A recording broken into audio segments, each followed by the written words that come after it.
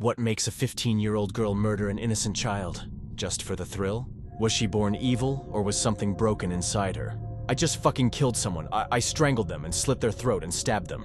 Now they're dead. It was amazing. Those aren't the words of a hardened serial killer. They're the words of a 15-year-old girl. Alyssa Bustamante wrote this in her journal just hours after committing one of the most chilling crimes in recent history. But why did she do it? And was justice truly served? Let's dive in. Alyssa Bustamante was born on January 28, 1994, into a life of instability and dysfunction. From the start, her home environment was anything but normal. Her mother, Michelle Bustamante, struggled with severe drug addiction, and her father, Cesar Bustamante, had repeated run-ins with the law, eventually ending up in prison. With neither parent able to provide a stable upbringing, Alyssa and her younger siblings were placed in the custody of their grandparents in St. Martin's, Missouri. By all accounts, Alyssa's grandparents tried to give her a stable home, enrolling her in church, school, and extracurricular activities. But despite this, she was already deeply troubled. From childhood, Alyssa exhibited concerning behavior. She started self-harming at a young age, cutting herself repeatedly and posting photos of her injuries online. She also made multiple suicide attempts, one of which landed her in a mental health facility at just 13 years old. Alyssa was eventually placed on Prozac, an antidepressant. But instead of improving, some reports suggest she became more erratic. Her dosage was increased multiple times, which may have contributed to her growing impulsivity and emotional instability. Alyssa had a strong presence on social media, where she revealed disturbing glimpses of her thoughts. On YouTube, she posted videos of herself shocking her younger brothers with a taser, laughing as they screamed. Her username was xtwlightywinks, where she described herself as someone who loved killing people, though at the time, most assumed she was just being edgy. On Facebook and MySpace, her posts were filled with dark messages about self-harm, depression, and death. One of her most unsettling posts read, "This is my life, and I do what I want to do. I don't give a fuck what you say. I know what I want, and I know how to get it. And if I ever end up failing, I have a blade, a pill, and a gun to thank." She also frequently referenced her desire to hurt others, though no one took her words seriously, until it was too late. At school, Alyssa was a mix of intelligent but troubled.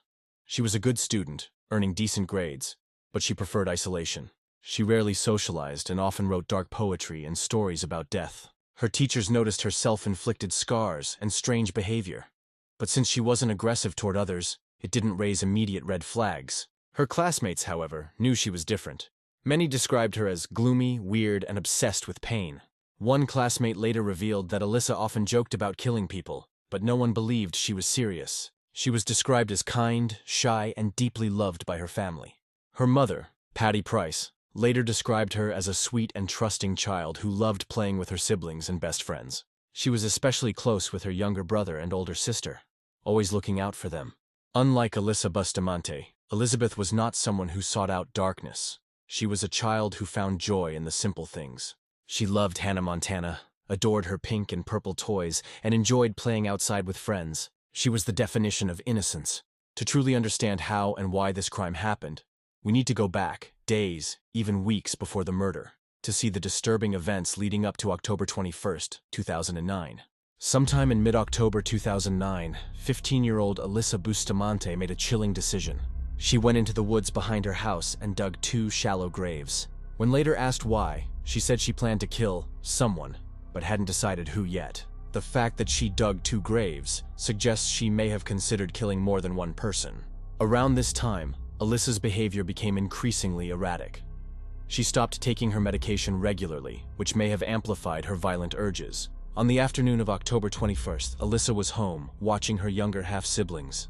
She saw 9-year-old Elizabeth Olton playing at a friend's house just a short walk away. Alyssa knew Elizabeth always walked home around this time. That's when she made the decision. Elizabeth would be her victim. Alyssa told her siblings she was going into the woods, but she never told them why. At approximately 6:15 p.m., Elizabeth leaves her friend's house. Elizabeth was walking home alone, as she had done many times before. The walk was short, just 5 minutes through a wooded path that connected her friend's house to her own. But what she didn't know was that Alyssa was waiting for her. Alyssa called out to Elizabeth, luring her deeper into the woods. Being a trusting child, Elizabeth didn't hesitate to follow. At 6:20 p.m., the attack began. Once they were far enough into the woods, Alyssa attacked from behind. She strangled Elizabeth with her bare hands until she almost lost consciousness.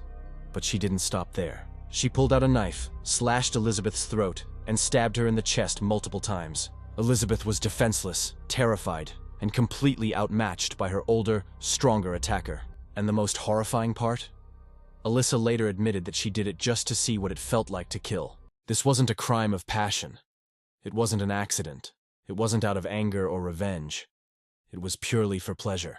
After murdering Elizabeth, Alyssa dragged her body to the grave she had dug days earlier, buried her beneath leaves and dirt, and calmly walked back home, as if nothing had happened. By 7 p.m., Elizabeth's mother began to worry. She knew her daughter should have been home by now. It was only a 5-minute walk. She called Elizabeth's cell phone, but there was no answer. Elizabeth's family and neighbors immediately started looking for her, retracing her usual path home. But there was no sign of her. At 7:18 p.m., she called the police, reporting that Elizabeth had vanished without a trace. Within an hour, a full-scale search was underway.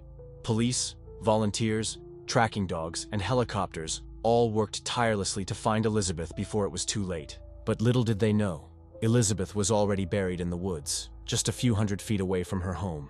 Despite their efforts, hours passed with no sign of Elizabeth. Officers began questioning family, friends, and neighbors, searching for anyone who might have seen the 9-year-old that evening. With every passing hour, Elizabeth's chances of survival seemed to dwindle. The community rallied together, desperate to find Elizabeth. But law enforcement had another focus, finding out who had last seen her. During door-to-door questioning, one name kept coming up: Alyssa Bustamante. She was one of the last people to see Elizabeth before she disappeared. She lived just a few houses away, near the wooded area where Elizabeth was last seen. When questioned, Alyssa claimed she had been at home, babysitting her younger siblings. She seemed cooperative, even offering to join the search efforts. But investigators weren't convinced. They noticed scratches on Alyssa's arms, which she claimed were from falling in the woods. But forensic experts knew the difference between a fall and defensive wounds. Then, when asked to lead police through the woods, Alyssa hesitated. Her body language changed. Her calm demeanor cracked just slightly. That was enough for authorities to push further. On October 23, 2009, investigators obtained a search warrant for Alyssa Bustamante's home. What they found would change everything. Among the items seized was Alyssa's personal journal, a chilling glimpse into her mind. "I just killed someone. I strangled them and slit their throat. Stabbed them, now they're dead. It was amazing. As soon as you get over the 'oh my god, I can't do this' feeling, it's pretty enjoyable. I'm kinda nervous and shaky though right now. I gotta go to church now. LOL. Now they needed one more thing, a confession. After hours of questioning, Alyssa finally broke down and admitted to everything. She told police how she had lured Elizabeth into the woods under the guise of playing. Then once they were deep enough inside, Alyssa attacked her from behind, strangling her, slitting her throat, and stabbing her multiple times. Then, she dragged Elizabeth's body to the shallow grave she had dug days earlier and covered her with leaves and dirt. On October 24, 2009, Alyssa led investigators to the site where she had buried Elizabeth.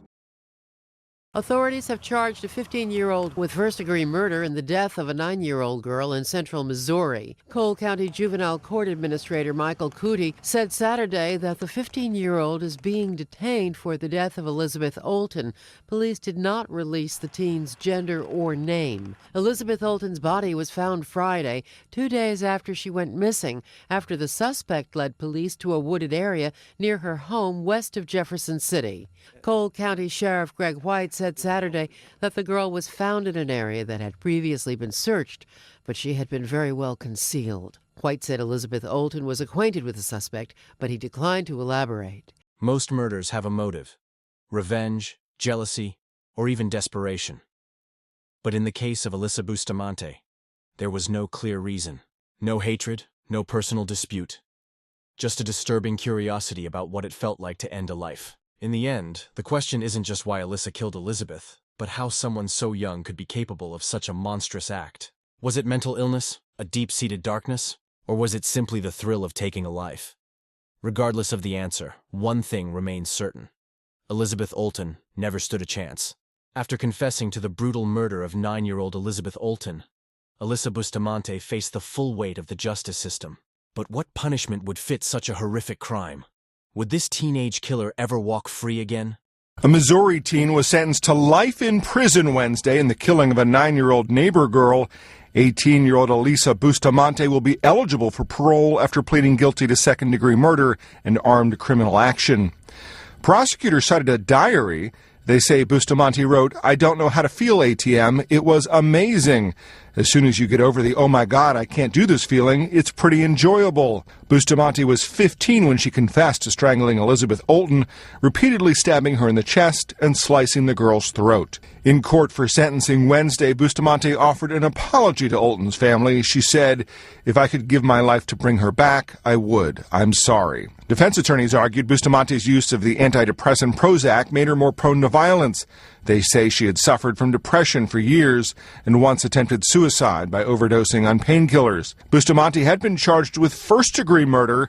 By pleading guilty to the lesser charges, she avoided a trial and the possibility of spending her life in an adult prison with no chance of release. Psychologists testified that Alyssa had struggled with severe depression and had attempted suicide multiple times before the murder. They argued that her mental illness, combined with a lack of emotional support, played a significant role in her actions. But was that enough to reduce her sentence? The judge said, "Alyssa Bustamante, you have taken an innocent life in a calculated and brutal manner. You will be sentenced to life in prison with the possibility of parole, plus 30 years for armed criminal action." To Elizabeth's family, Alyssa's apology meant nothing. To them, she was not a troubled child. She was a cold-blooded killer. Today, Alyssa Bustamante is serving her life sentence at the Chillicothe Correctional Center in Missouri. While she is technically eligible for parole in the future, the additional 30-year sentence for armed criminal action makes her chances of release extremely slim. Despite her brief apology in court, Alyssa has never publicly spoken about Elizabeth's murder since her sentencing. There are no reports of her showing genuine remorse or reaching out to the victim's family. However, former inmates who have been released claim she mostly keeps to herself in prison. Inside prison, Alyssa isn't the notorious killer many might expect. She isn't a violent inmate, nor does she seek attention. Instead, she's reportedly quiet, withdrawn, and simply surviving in the environment she created for herself. Alyssa Bustamante was once a troubled teenager seeking the thrill of murder. Now, she's just another inmate, serving out a sentence that will likely last the rest of her life. Whether she truly regrets her actions or not remains a mystery. But one thing is certain. Elizabeth Olton never got a second chance, and Alyssa may never get one either. Elizabeth Olton was more than just a name in a tragic story. She was a daughter, a sister, and a friend. A little girl full of love, laughter, and dreams. She was only 9 years old, with her whole life ahead of her. She loved playing with her friends, spending time with her family, and enjoying the simple joys of childhood. She had a bright future, one that was stolen far too soon. Elizabeth may no longer be here, but she will never be forgotten. Her spirit lives on in the hearts of her family, in the love of her community, and in the voices of those who continue to speak her name.